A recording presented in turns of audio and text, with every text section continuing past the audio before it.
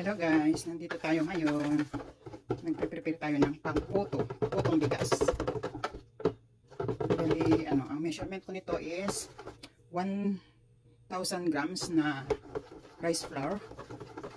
Tapos 2.5 cup na sugar. Tapos 6 cups na tubig. Konting asin, a pinch of salt. Tapos yung roux niya, gumawa tayo ng roux. 1 cup na rice flour din. Tapos 4 cups na tubig. Saka natin isinalang. Ginawa natin parang paste. Yung saka natin ihinalo dito sa mixture natin. Yung parang ganyan. Hindi ko kasi na videohan. Dahil nagmamadali ako. Yung roux. Parang gawa ka ng paste. Yung pandikit. Ganon. Ngayon, natin ito. Babad lang natin siya. Pwede na, after 2 hours, pwede mo nang lagyan ng yeast. Kaso nga lang, gusto ko magdamag. Kasi saka ko lang lulutuin. Pagka umaga na. Kasi may darating akong mga bisita bukas. Kaya, magluto tayo ng pangkape. Pwede na. Ang consistency niya is, tingnan nyo. Ganito siya. Malapot lang sa kutsinta. Potong bigas ito, mga sista. Tunawin lang yung roux. Kasi nagdikit-dikit na yun parang paste. Kaya dapat tunawin maigi. At saka bukas lagyan natin siya ng oh my god, sandali. Nakalive si Joanne Alfonso Trinidad. Tawag nito,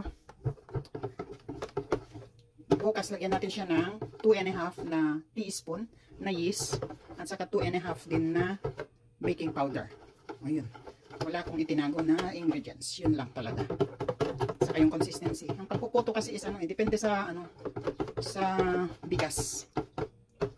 Hindi gaya nung unang panahon na may wagwag pa. Sa amin noon, sa probinsya. Wagwag. Kahit anong baringking ang pag-measure mo doon. Kasi ginigiling yun sa kamay ang bigas. Masarap yun. Kaya ito, mga bigas na hindi magbuwag. Okay na siya. Yan, tapan lang natin. Bukas lagyan natin siya ng yeast at saka baking powder. And then, after 1 hour, saka natin siya i-steam, iluluto. Okay. Diyan na muna. Tapan natin ang ating ilagay natin sa taas. Nandiyan na yung asawa ko. Dumating na. Dating sa alas 12 na ng gabi. Okay na. Yan lang guys. Thank you. Bukas natin. Lutuin natin. Hello guys. Good morning. Ito lagyan na natin na yeast at saka baking powder. Ang ating poto. Saka natin siya mix.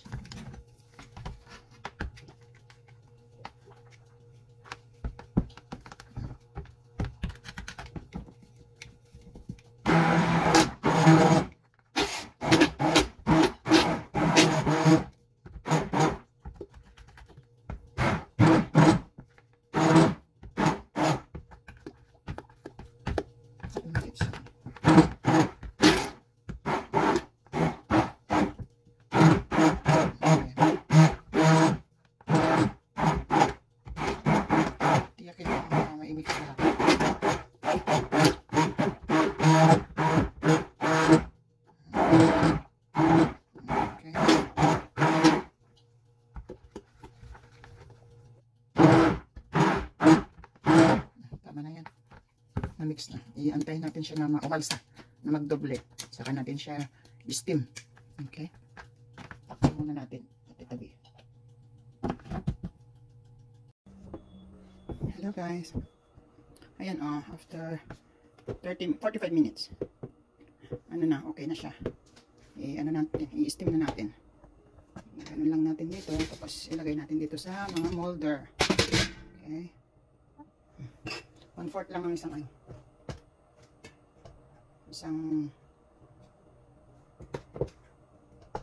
kasi hindi dapat punuin para mag-puff kasi nagpa-puff pa ito. Hindi na natin kailangan lagyan ng mantika yung molder natin kasi photo ito. Okay. Steam natin siya ng 15 minutes. Yan, puno na itong isa. Lagyan pa natin itong isa.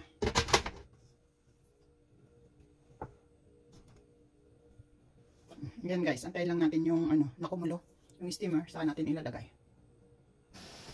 Yan na guys, kumukulo na, kaya ilagay na natin yung ating